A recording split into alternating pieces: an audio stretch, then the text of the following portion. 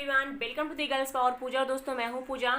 दोस्तों आज की इस वीडियो में हम बात करेंगे, क्या आप भी जॉइंट फैमिली में रहते हैं या फिर आप लोग भी ग्रुप में रहते हैं। दोस्तों क्या आप लोग स्टडी करते हैं बाहर, अगर आप जॉब करते हैं तो अगर आप अकेले रेंट नहीं पे करना चाहते हैं, फिर अकेले पूरा अपने ऊपर वो नहीं डालना चाहते हैं बर्डन, तो उससे बचने के लिए आप 2 से 3 लोगों के साथ रहते हैं, अपने फ्रेंड सर्कल के साथ रहते हैं, अपने रिश्तेदारों के साथ रहते हैं आप। दोस्तों मेरे पास एक कमेंट आया था ये कि मैम आप इस पर वीडियो बनाओ, अगर मुंबई या फिर गोवा में 2 से 3 लोग रहते हैं साथ में और साथ ही सब लोग अलग अलग सामान लाते हैं, तो वो लोग कैसे, मतलब आप कैसे उसको नोट डाउन करके लिखिए कि मतलब कितना कौन लाता है, कैसे उसको प्रॉपर तरीके से ऐड करें, कैसे मतलब हमें मंथ के लिए पता चले कौन कितने का क्या लाता है।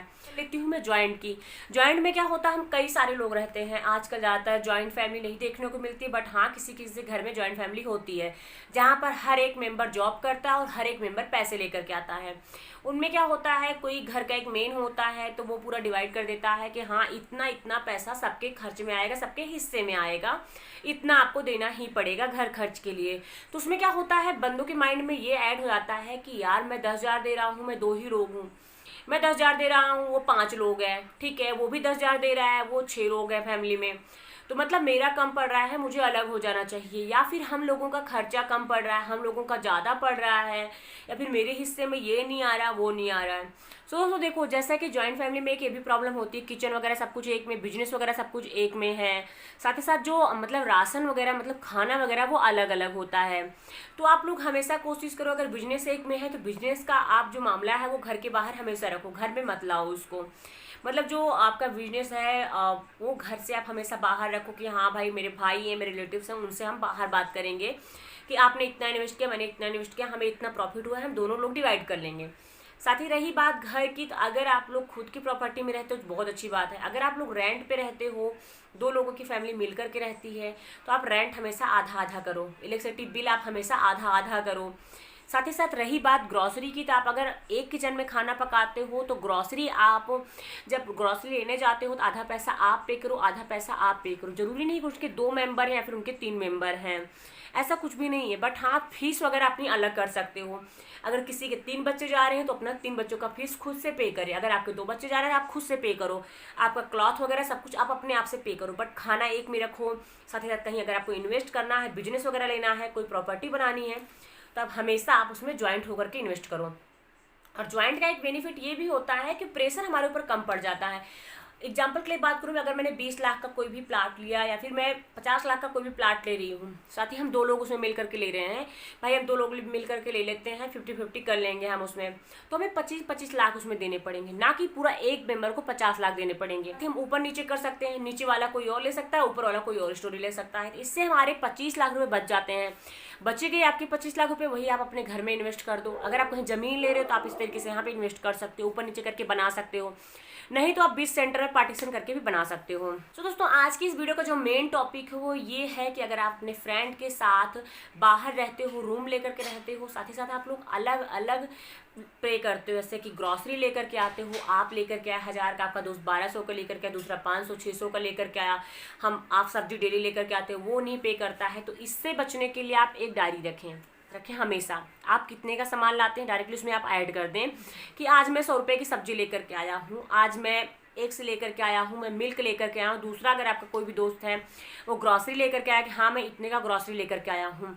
साथ ही साथ उसके साथ अगर आप जो वहाँ पे बिल मिलता है ग्रॉसरी स्टोर पे, आप उसको भी वहाँ पर ऐड कर दें कि इतने का इन्होंने लाया, इतने का इन्होंने लाया। या फिर आप उसमें नाम वाइज भी कर सकते हैं, पेज वाइज भी कर सकते हैं। एग्जाम्पल के बात करूँ, मैं 500 का लाई हूँ, साथ ही मेरा दोस्त 1000 रुपये का लाया था, मैं वहाँ पर अपना नाम डाल करके 500 रुपये लिख दूंगी, मैं 500 रुपये में ये सामान लाई हूँ, साथ ही वो अपना नाम डाल करके ये ऐड कर देगा मैं इतना लाया हूँ। जब मंथ का एंड आता था आप सारे लोग अपना जो अमाउंट है उसको टोटल करो। अगर मेरा पूरा महीने का 10,000 होता है, मेरे दोस्त का 15,000 होता है, साथ ही दूसरे वाले दोस्त का मेरे 5,000 होता है, तो हम उसको डिवाइड कर लेंगे कि हाँ मेरे 10 होता है, 5 वो हमें देगा, तो हमारा पूरा हो जाएगा, 10-10 करके आराम से पूरा हो जाएगा। कुछ इस तरीके से आप इसे डिवाइड कर सकते हो और आप बांट सकते हो। और आप हमेशा कोशिश करें बस्टिंग करने की। जब आप बस्टिंग करके चलते हो कि हाँ मेरे महीने का जो ग्रॉसरी है वो 3,000 रुपये की आती है, हम 3 मेंबर होकर के रहते हैं, तो हम 1000 रुपीज़ आराम से बांट सकते हैं। साथ ही अगर आप नॉन वेजिटेरियन हो तो अगर आप चिकन्स वगैरह लाते हो तो एक दिन आप लेकर के आओ, दूसरे दिन आपका दोस्त लेकर के आए, तीसरे दिन जो अदर वाला फ्रेंड है वो लेकर के आए। तो कुछ इस तरीके से आप इसको भी डिवाइड कर सकते हो।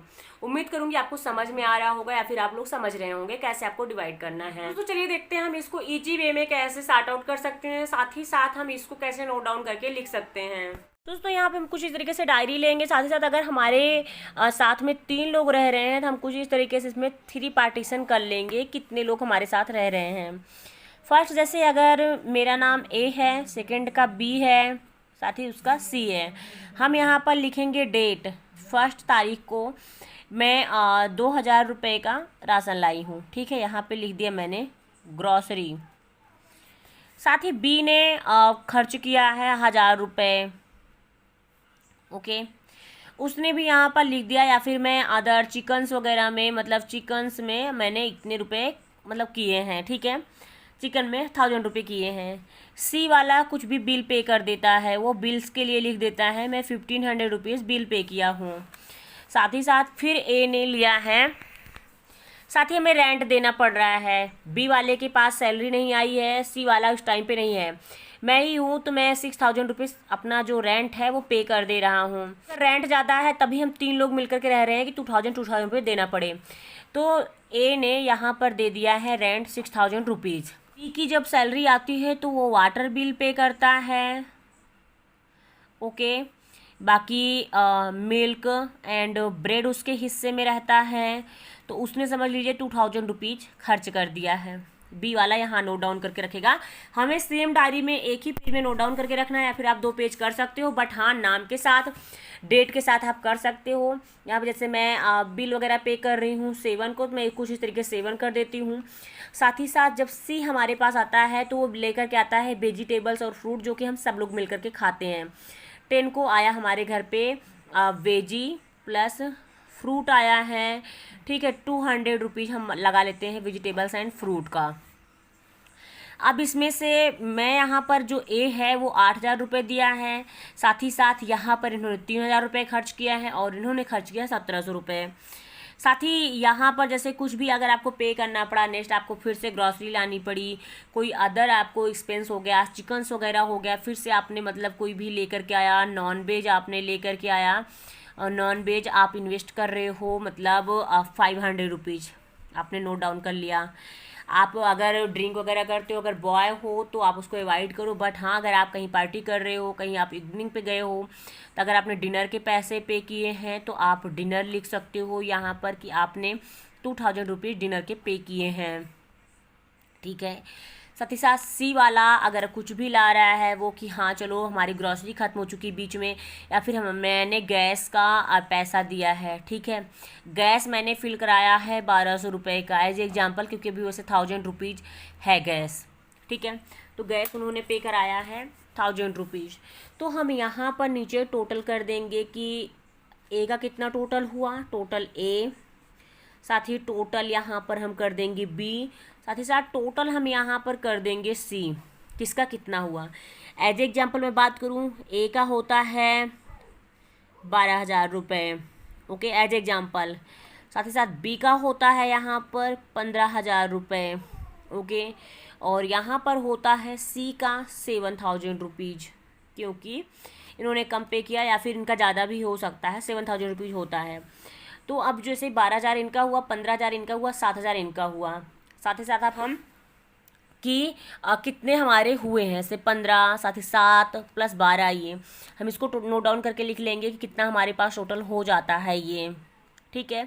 साथ ही साथ जितना हमारे पास टोटल हो जाता है उसको हम 3 पार्ट में बांट देंगे। एज एग्जाम्पल अगर मैं बात करूँ कि मेरे पास पूरा 30000 रुपये हो जाता है, ठीक है, 30000 रुपये मेरे पास टोटल होता है, मैं 10,000 रुपये एक के पार्ट में आएगा, ओके, हमेशा 10,000 रुपये ही एक के पार्ट में आएगा। यहाँ पर मेरे पास टोटल हो रहा है 34,000 रुपये, ओके, और 34 को हम 3 से डिवाइड कर देंगे, कितना होता है हमारे पास। तो अगर मेरे पास 35,000 रुपये हो रहा है तो 11,500 समथिंग आएगा, मतलब उसी के आसपास ही आएगा 35,000 रुपये में। तो आप कुछ इस तरीके से टोटल इसको कर सकते हो। टोटल सारी टोटल करने के बाद आप अपना अपना पैसा इसमें लिख सकते हैं कि हाँ आपने कितना दिया है, आपने कितना दिया, आपने कितना दिया है। जिसका सबसे ज़्यादा होगा और जिसका सबसे कम होगा वो उसको करके डिवाइड कर लेंगे।